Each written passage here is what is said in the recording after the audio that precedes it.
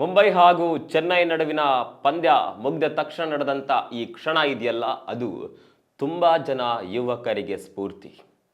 ಭಾರತದ ಕ್ರಿಕೆಟ್ನ ದಂತಕತೆ MS ಧೋನಿ ಈ ಹುಡುಗರನ್ನು ಕರೆದು ಮಾತನಾಡಿಸಿ ಬೆನ್ನು ತಟ್ಟಿದ್ದಾರೆ. ಕಾರಣ ಆತನ ಅಮೋಘ ಬೌಲಿಂಗ್. ಹೆಸರು ವಿಘ್ನೇಶ್ ಪುತ್ತೂರು. ಕೇರಳದ ಈ ಹುಡುಗ IPLಗೆ ಎಂಟ್ರಿ ಕೊಟ್ಟಿದ್ದೇ ಒಂದು ರೋಚಕ ಕತೆ.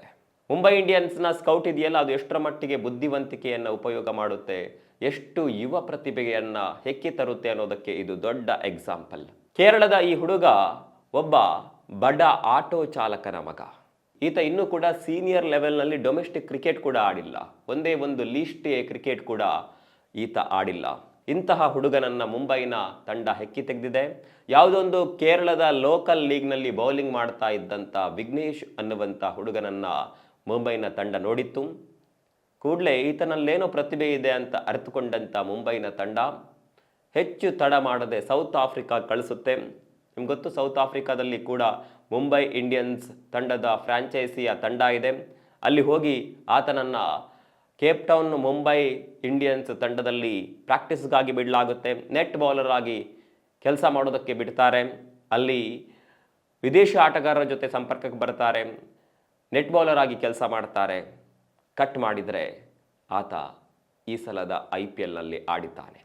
ಕೇವಲ ಆಡಿದ್ದು ಮಾತ್ರವಲ್ಲ, 3 ವಿಕೆಟ್ ತೆಗೆದಿದ್ದಾನೆ. ಅದು ಕೂಡ ಪದಾರ್ಪಣೆ ಪಂದ್ಯದಲ್ಲೇ ದೊಡ್ಡ ದೊಡ್ಡ ಬೇಟೆಯಾಡಿದ್ದಾನೆ.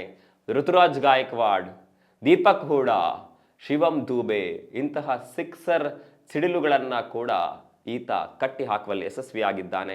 ಒಬ್ಬ ಬಡ ಆಟೋ ಚಾಲಕನ ಮಗ.